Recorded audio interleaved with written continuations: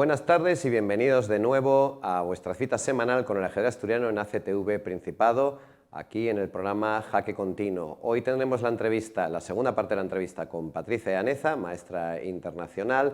Hablaremos de los torneos que se disputaron este fin de semana, el Open San Juan de Mieres con el inicio del circuito asturiano, el Open Gambito de Cabra en Cabranes, los torneos que ha habido en Áviles, y comienzan hoy precisamente los campeonatos de España de selecciones autonómicas con nuestras selecciones sub-14 y sub-16 luchando por la medalla.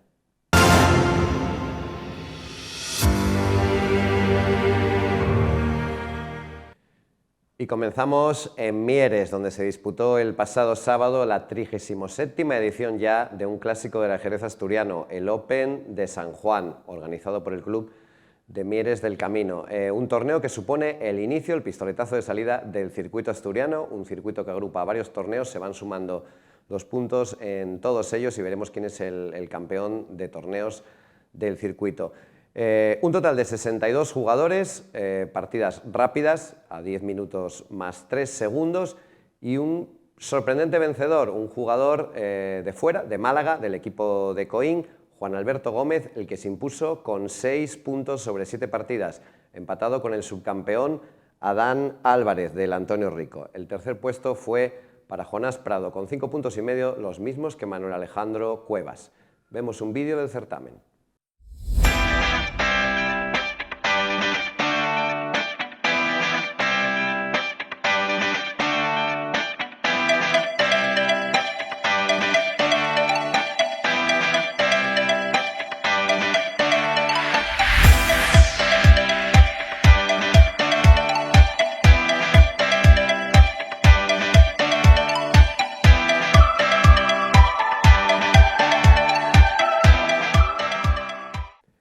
Y el domingo nos desplazamos a Cabranes, que se está convirtiendo ya en una de las capitales del ajedrez asturiano. Segunda edición del Open Gambito de Cabra. Gambito de Cabra es el nombre del club de Cabrales y un nuevo éxito. Tuvimos un gran día, muy bonito el paisaje, mucho sol, mucho calor, mucho ajedrez y nada más y nada menos que 73 jugadores, incluyendo la presencia de maestro internacional Marcos Llaneza. El torneo a 10 más 5, distancia de 8 rondas, 4 por la mañana, 4 por la tarde, como decimos, organizado por el Club de Ajedrez Gambito de Cabra y el Ayuntamiento de Cabranes. El mismo señor alcalde disputó el torneo y victoria final para el maestro FIDE cántabro Alberto Martín. 7,5 puntos de 8, clarísima victoria, 7 victorias y unas tablas en la última con Lionel Sierra, que quedó tercero. Muy buena actuación del joven sub-14 avilesino, jugador del Gijón 64. El subcampeonato para el maestro FIDE Jonás Prado. Y vemos unas imágenes de lo que pasó en el torneo.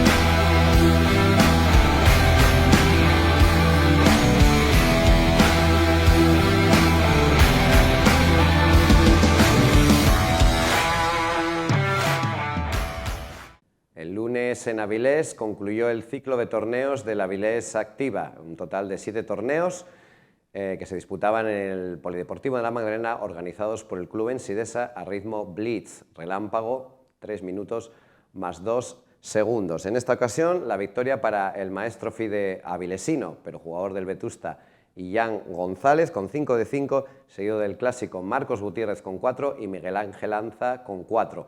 Con estos resultados y concluidos los 7 torneos, tenemos ya ganador del circuito y no podía ser otro que Marcos Gutiérrez, también jugador del Vetusta. 22 puntos, adelantó en medio a Nicolás Martín Cabeza, jugador sub-14 del Vetusta, que se quedó pues, a las puertas de conseguir el título de 21,5.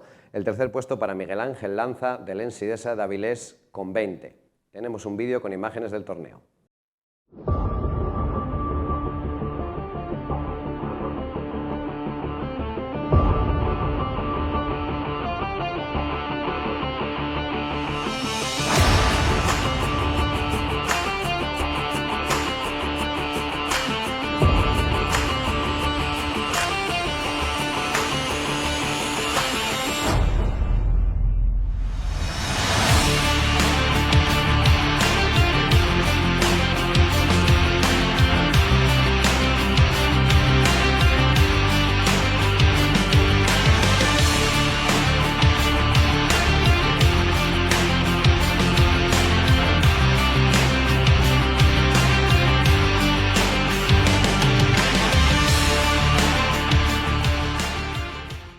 Previamente, también en Avilés se había celebrado el viernes un torneo escolar, un torneo sub-16. En realidad, varios torneos que iban de la categoría sub-8 a la sub-16, organizados por el Peón Escarlata, el club escuela de la ciudad de Avilés, en el Colegio de Santo Tomás. El Open de Santo Tomás, 67 jugadores en total, y los campeones fueron Isaac Cejas en sub-8, Rubén de Lera en sub-10, Juan Rendueles en sub-12, Marcos Ballina en sub-14 y Saúl Martino en sub-16. Para la agenda de este fin de semana tenemos que comenzar hablando del Campeonato de España de Selecciones Autonómicas en modalidad sub-14 y modalidad sub-16. Se empieza a disputar hoy jueves en Albacete. La selección asturiana está formada por jugadores de varios clubes, los vemos en pantalla en la lista, y dirigidas por Iván Fernández Torre e Ian González como entrenadores. Les deseamos toda la suerte y que se pueda revalidar la medalla que se consiguió el año pasado o incluso superar las expectativas. Una agenda que tiene otras citas para este fin de semana. Viernes 23 y sábado 24 se disputa el Campeonato Escolar de Oviedo, otro clásico ya con 29 ediciones, torneo sub-16, desde 5 a 16 años. El sábado 24 en el Café Totem de Gijón, organizado por el club Escaque 19, se juega un simpático torneo por parejas, en una modalidad que incluye que, sin hablar entre ellos, uno de los jugadores mueve una jugada y su compañero mueve la siguiente. Importante la compenetración. Como decimos, en el Café Totem a partir de las 5:30 y todavía queda alguna plaza libre para apuntarse. Y el sábado 24, el siempre activo club de Valdesba organiza el torneo en el Hostal Canero, el Memorial Norberto Vidal. Un torneo a partidas rápidas de 10 minutos más 3 segundos. Os podéis apuntar en el Club Valdesba, en la página web, en el blog del Club Valdesba.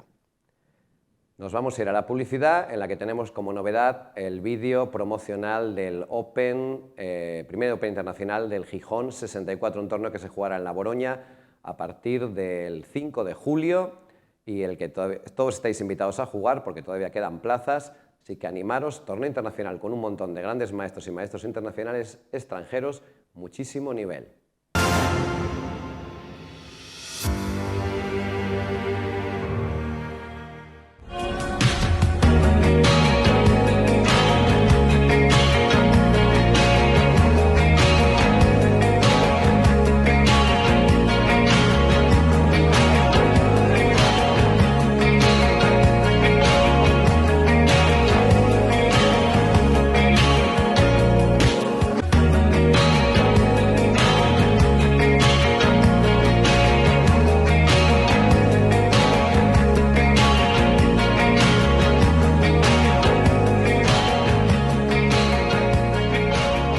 Esperamos a vosotros en Gijón.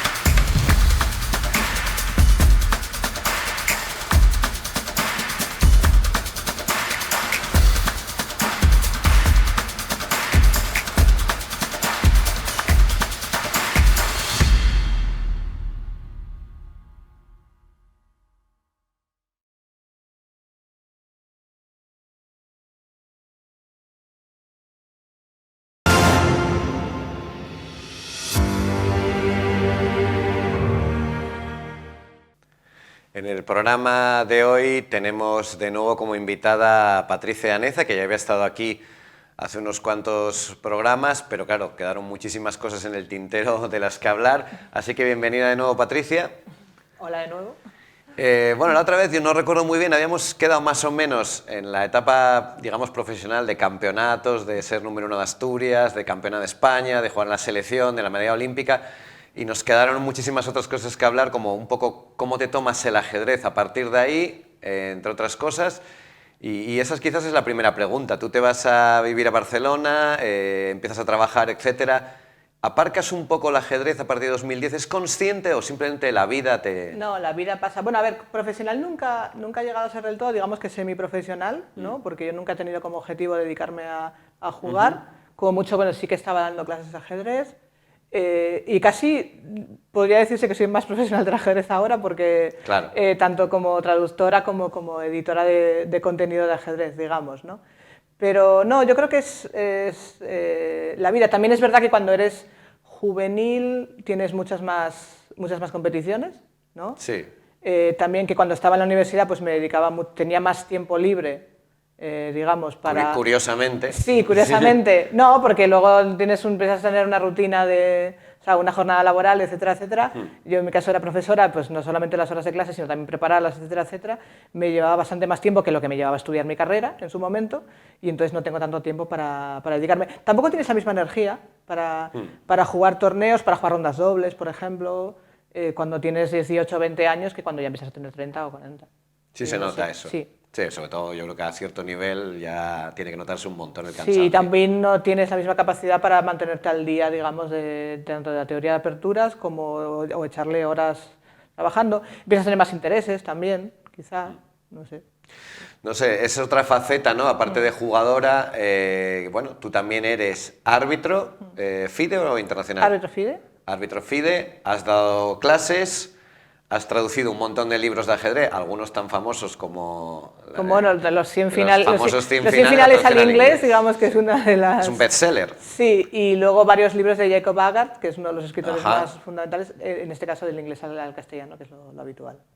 Y organizadora de torneos en Cataluña también con el Club Foment. Sí, yo nunca he sabido estarme muy quieta en un club, o sea, no soy de estar en un club y que me monten la sala y que me realicen las actividades y me llamen para ir a jugar, sino que tanto primero aquí en Oviedo, en el Unión, en el Naranco, y después en Barcelona, en el Foment, pues formo parte de la gestión, ¿no? Tanto con la gestión con la federación, de federar a la gente, de organizar los equipos, etcétera, etcétera, y también de organizar el torneo, ¿no? Organizamos un Open semanal en primavera, los sábados por la tarde, y organizamos también cuando podemos algún torneo activo. De hecho, este sábado hay un activo que yo no estoy presente, pero que sí que... ¿Y estás preocupada de que se organice bien? No, porque o sea, he hecho como la labor previa, ¿no? en la federación, etcétera, y después pues, hay un equipo, o sea, evidentemente el club no lo llevo yo sola, ni los torneos los organizo yo sola. Somos varios, cada uno con su función. Porque tú, bueno, empezamos juntos en el Real Oviedo, que insisto, no es el último Real Oviedo que todo el mundo conoce. El Real Oviedo ha tenido bastantes etapas de ser un club, desaparecer, ser otra vez... Empezamos en Oviedo, pero enseguida pasamos al Dama Negra, que es el equipo que creamos en el instituto, que luego se convierte en la Universidad de Oviedo. Muchos años de Ciudad Naranco, como profesora y como jugadora, y ahora, desde que estás en Cataluña, solo un club, ¿no? El Foment. Sí, yo llegué, me fui en el club. Alguna vez he tenido alguna oferta, sobre todo al principio, de la que llegué, porque una vez... ¿Oferta económica? Bueno, tampoco llegamos a hablar de... Sí, pero sí, básicamente sí. Pero luego una vez estás también... Es que yo soy como la cara... No solo es eso, sino que para el exterior también yo soy un poco la cara del Foment, en muchos sentidos, ¿no? Por esa faceta de organización y tal, como unas personas de referencia del Foment. Entonces, nadie ahí se le ocurre tampoco. Que es un club bien grande, además, ¿no? Sí, es un club que, bueno, es una entidad, es un ateneo cultural, realmente. Es una entidad que tiene sección de excursionismo, de teatro, de billar, una peña blaugrana, y una sección de ajedrez histórica, ¿no? Que además por allí se ha formado, por ejemplo, Óscar de la Riva y Marc Narciso, que son grandes maestros. Claro. Empezaron de críos y se formaron allí. Sí, yo he estado en el Foment, es un edificio entero y hacéis... Tiene esas mesas torneos enormes. Mesas que son un tablero, ¿no? De madera, de esos que ya no se hace. Y luego está la parte, bueno, ahora lo que te dedicas principalmente, que es en esta empresa, en Chessable, ¿no? Una página, bueno, nos vas a contarte un poco más como de cursos online, simplificando muchísimo. Sí, a ver, simplificando muchísimo, digamos que es como una especie de editorial online y que la forma de, o sea, lo que ofrece es una plataforma interactiva, pues como puede ser, mucha gente conoce Duolingo en los idiomas, Sí. que donde vas sumando puntos y vas repitiendo sobre todo las cosas que fallas, ¿no? Y que te ofrece diferentes idiomas. En nuestro caso, nosotros lo que ofrecemos son cursos de ajedrez, de aperturas, medio juego, finales, de grandes maestros, cursos de la comunidad también. O sea, los usuarios pueden crear su curso, pasa por un proceso de controles de calidad, de añadidos, de mira, esto lo puedes hacer de esta manera, de testarlo, ¿no? De que se vea que todo funciona y que cubre realmente, por ejemplo, toda la apertura concreta, que no hay huecos en el repertorio, etcétera, etcétera, y después se publica. Quiere decir que estás trabajando, bueno, igual que antes trabajaste, por ejemplo, con los 100 finales del famoso libro de la Villa o con los de Agar, ahora estás trabajando con material, bueno, desde traducir a Niemann, que eso ha ocurrido, sí, hasta... traducir a Hans Niemann o traducir a Kramnik, subtitular a Kramnik, por ejemplo, es uno de los grandes o a cursos de quién más. logros. También, bueno, de inglés a castellano, y también hay autores de castellano, ¿no? David el niño Antón, pues el niño Antón también se ha publicado su curso en inglés y hemos trabajado en ello. Anish Giri, por ejemplo, que es... Yo sé que tú eres muy fan. Soy muy fan de Anish Giri, es que es muy buena persona también. Y eso, cursos de Anish Giri, y ahora mismo pues trabajando en, bueno, Darius Bierz, que quizá no es tan conocido, pero también en material de Iván Sokolov, que es el entrenador de moda. El entrenador de los campeones olímpicos, El entrenador de altísimo nivel. Esto, bueno, a la vez que tú trabajas, te sirve incluso un poco para estudiar, aunque ya no te dediques tanto a ello. Y eso sí que es una pregunta que quería hacerte, que es cómo vamos a dar ese consejo, cómo estudiar ajedrez, cómo preparar ajedrez para llegar a alto nivel. Bueno, pues lo primero de todo, estudiando todas las facetas del juego, porque se tiende a concentrar mucho en las aperturas, y de hecho, tanto Chessable como las editoriales de libros en papel, digamos que el 90% del contenido es aperturas. Que se vende bien. Se vende bien y además, claro, mucha más variedad, porque los finales de torre pues son lo que hay, ¿no? Etcétera, etcétera.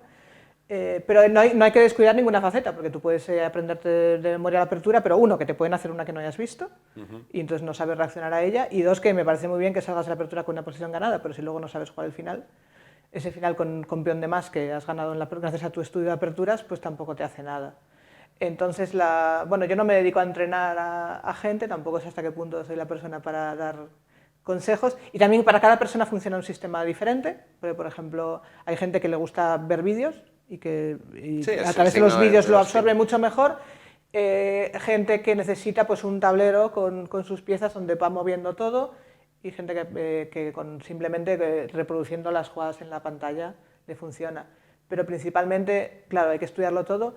Para táctica, yo creo que un rato de problemas de táctica al día. Además ahora es muy fácil, ¿no? Es porque muy está fácil, en internet. ¿no? Sí.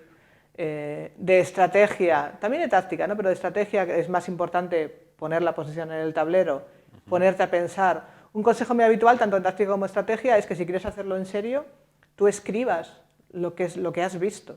O sea, que no digas, bueno, esta tal, y luego miras la solución, pues vaya, vi la mitad, ¿no? Se parece, ¿no? Sí. No, tú escribe lo que has visto, todo lo que has calculado, o todas las consideraciones que has tenido, ¿no? Esto está débil, esto no sé qué, y después pues ya mirarás la solución y verás hasta qué punto se correspondía y dónde has fallado.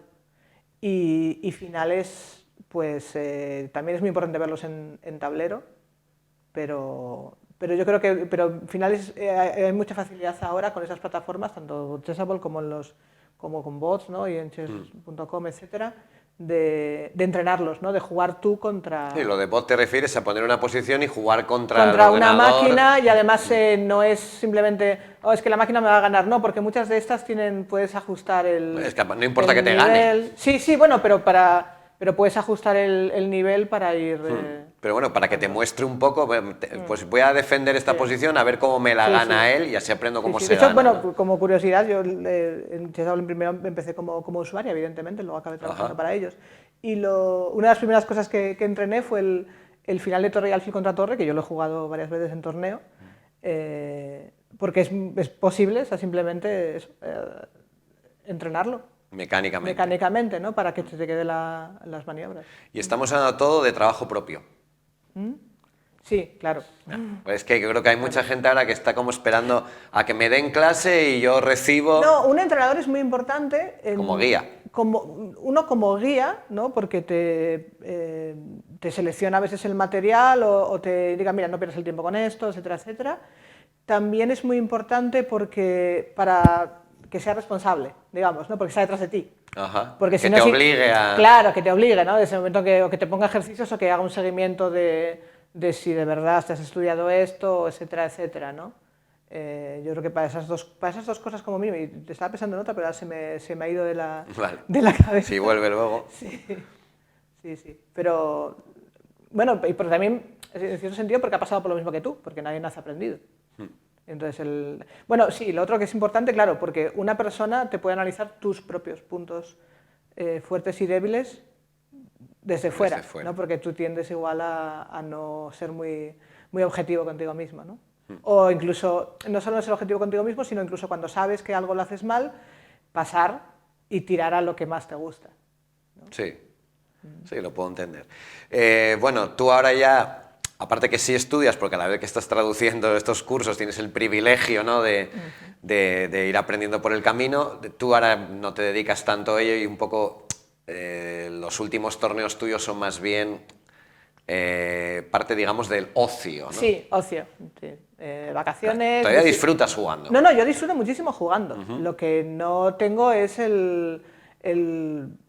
la competitividad, digamos, o ningún objetivo claro de, pues, tengo que quedar campeona o tengo que llegar a cierto elo, etcétera, etcétera, porque no me hace falta, o sea, no estoy en ese circuito y quiero concentrarme simplemente en disfrutar cada partida, ¿no? Las horas que dura. Y luego visitar también, pues visitar sitios,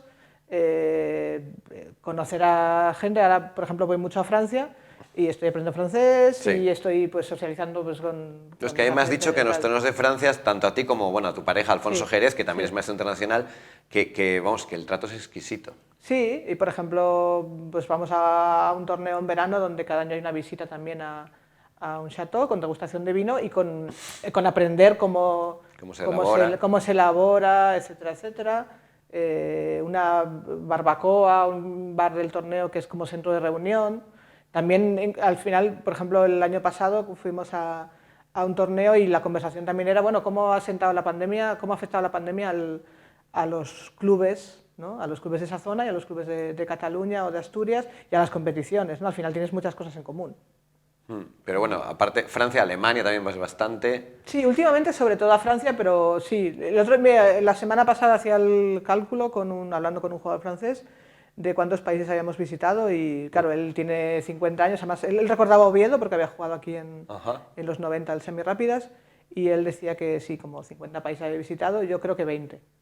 Oye, pues yo pensaba que eran más todavía. También estuviste, no sé si en Martinica o Guadalupe sí, o algo. Sí, que realmente pertenece a Francia, pero bueno, como destino exótico está muy bien. Está guay que os llamen para jugar al ajedrez en Martinica, ¿no? Sí, la verdad es que normalmente pues íbamos a Normandía y Aquitania, pero esa vez surgió ir un poco más lejos. Sí. Luego tienes, bueno, el por equipos de Cataluña, que es sagrado, porque para ti creo que el por equipos... A mí me encantan los torneos por equipos, yo que crecí jugándolos y para mí es todo, el hecho de la convocatoria, el jugar, la cena, lo que sea después de las rondas, etcétera, etcétera. Claro, la parte social. Sí. Nosotros además en el Foment, igual que yo llevo, desde que llegué a Cataluña he estado solamente en ese club, varios de los jugadores de mi equipo también pues llevan pues, 15 años, 10 años, o 20 o 30. Luego en Cataluña también tenéis la oportunidad que tenéis Opens súper fuertes, ¿no? Como puede ser el Sunway o incluso yo Sans, que yo jugué, que el nivel es espectacular y el nivel de figuras, maestros, claro. Etcétera, etcétera. Eso es una ventaja. No, en el Sunway, bueno, ha estado varios años Ivanchuk, en el Llobregat también pues, ha jugado Hans Niemann, Paco Vallejo, Kirill Alexeyenko, que ha jugado que ha jugado en candidatos, un torneo de candidatos ahora, no solo ya, porque también, y han pasado por Cataluña también, pues Kirill Georgiev, Boris Gulko, Kosnoy, hace años. O sea, sí, Boris Gulko es la única persona que tenía score favorable contra Kasparov, ¿no? Sí. sea, que puedes decir eso por ahí. ¿Cómo ves ahora la situación de qué se ha cambiado entre la época, digamos, en la que tú estabas más activa, selección, etcétera, la situación del ajedrez respecto a, ya no te digo cuando empezaste, porque han pasado muchos años, sino a quizás eso, hace 10, 15 años? Se ha acelerado mucho, tanto los ritmos de juego, ¿no? Porque muchas veces ha desaparecido el famoso control de la 40, etcétera, como que han crecido muchísimo más las competiciones fuertes, incluso de semirápidas. Y se ha acelerado también el sentido de que antes los torneos eran 9 días, 9 tardes, ¿no? Quizás se empezó luego a que una ronda fuera matinal, pero ahora tanto pasa en muchos Opens, que igual son 9 rondas en 7 días, porque hay alguna ronda doble. Hay Opens también que son 9 rondas en 4 días y medio. Por ejemplo, pasa en Semana Santa, ¿no? Que se aprovechan los días de fiesta, o los días previos entre Navidad y Año Nuevo, o entre Año Nuevo y Reyes, o puentes, el puente del Pilar o algo así, pues aprovecha y se consigue en esos 4 días montar un torneo. Los campeonatos de España de edades también, ¿no? Se han montado igual, pues 2 rondas un día, una otra, 2 rondas un día. Sí. Se ha acelerado mucho. Y entonces, por eso también en los Opens es muy importante la energía, ¿no? Y por eso hay tanta gente joven, ¿tú crees? Claro. Porque hay muchísima... Bueno, y aparte el nivel de España, hablamos de que cuando nosotros empezamos a jugar había 3 o 4 GMs y ahora... Sí, de hecho, por ejemplo, yo conozco a Mijail Marin, que es un gran maestro rumano y autor de libros y de DVDs de ajedrez, etcétera, que él en los años 90 empezó a jugar muchos torneos en España y era casi el único gran maestro de los pocos grandes maestros que había. Y también me contaban jugadores que jugaban muchos torneos Opens, ¿no? en los 90, a principios de los 2000, que tú llegabas, los maestros, las 3 primeras rondas descansaban, ¿no? Y ahora en la ronda 1 ya hay sorpresas. Y hay partidas que acaba ganando el maestro, pero sudando la gota gorda. Sí. Y luego, bueno, tenemos ya la otra pregunta, que es respecto al ajedrez femenino, ¿no? Un poco, ¿cómo has visto tú, desde que tú empiezas a jugar hasta ahora, la evolución? Si tú crees que es positiva, ya no te voy a decir si vamos por el buen camino o el malo. Bueno, a mí la expresión ajedrez femenino no me gusta mucho, porque en realidad una ventaja del ajedrez es que precisamente es mixto y puedes competir en igualdad de condiciones. No debería existir. Con lo cual, en todo caso, podemos hablar de las mujeres en el ajedrez, que es verdad que es una minoría, que es un porcentaje minoritario y que no llegan al mismo nivel en la práctica que los hombres, ¿no? Por ejemplo, en Cataluña es un caso muy extremo, porque Cataluña quizás es la región más fuerte de España, o sea, la que ha producido más grandes maestros, más MIs, y comparativamente, o sea, si tomamos como referencia eso, el nivel de las jugadoras no es tan alto como lo que cabría esperar, ¿no? O sea, hay muchísima más disparidad entre los mejores jugadores y las mejores jugadoras de Cataluña de lo que puede haber en otras autonomías. Eso es una cosa muy, muy curiosa. Yo creo que ha aumentado la participación, tampoco creo que sea solo cosa del ajedrez y tampoco creo que el ajedrez tenga que arreglar el mundo. Correcto. Que creo que las mujeres nos hemos incorporado a muchísimos lugares, académico, empresa, puestos de responsabilidad, pues eso, corporativa, política, etcétera, y también en el ajedrez, ¿no? En la directiva, en arbitraje, como entrenadoras, etcétera, y que es inevitable, ¿no? y que va a ir aumentando. A nivel de competición, bueno, yo nunca he sido muy partidaria, no me gusta que se segregue, pero entiendo que también hay jugadoras que se sienten mucho más cómodas en un entorno exclusivamente femenino, ni que sea para engancharlas, para que luego puedan incorporarse, pero que me parece mal que se queden simplemente ancladas ahí, ¿no? Que no jueguen luego torneos de verdad, acomoden, ¿no? Y que no se fomente. O sea, quiero decir que a veces se fomenta solamente que las chicas jueguen torneos femeninos o en su tablero femenino por equipos o cualquier competición exclusivamente femenina, y no se les anima a jugar torneos mixtos.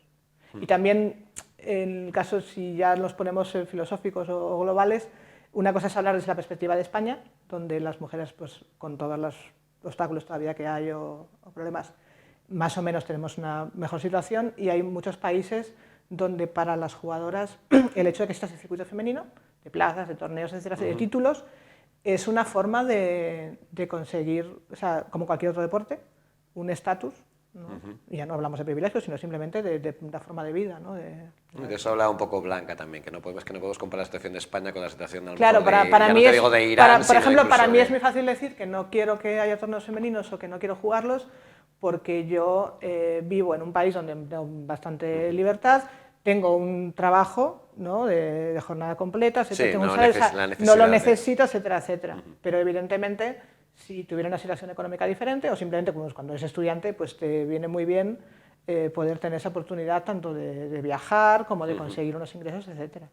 No sé, un poco lo que dices tú, ¿no? Que al final nosotros no podemos arreglar la sociedad, la No. sociedad va mejorando poco a poco, esperemos que mejore poco a poco, esperemos que dentro de 30 años esta no sea una pregunta, que no sea necesaria Claro. esta pregunta. Mientras tanto, pues nada, seguir deseándote mucho ajedrez, muchos viajes, Seguro. seguir disfrutando al jugar, que yo creo que es fundamental. Yo tuve una época en la que dejé de hacerlo y ahora creo que lo hago un poco más, aunque siempre se sufre. Y nada más, muchas gracias por estar aquí. Gracias a vosotros y enhorabuena por el programa, por tener esa oportunidad de dar esa ventana al ajedrez, ¿no? Pues muchas gracias y agradecer también a los telespectadores pues que sigan con nosotros una semana más y desear que nos veamos también en el programa de la semana siguiente. Muchas gracias.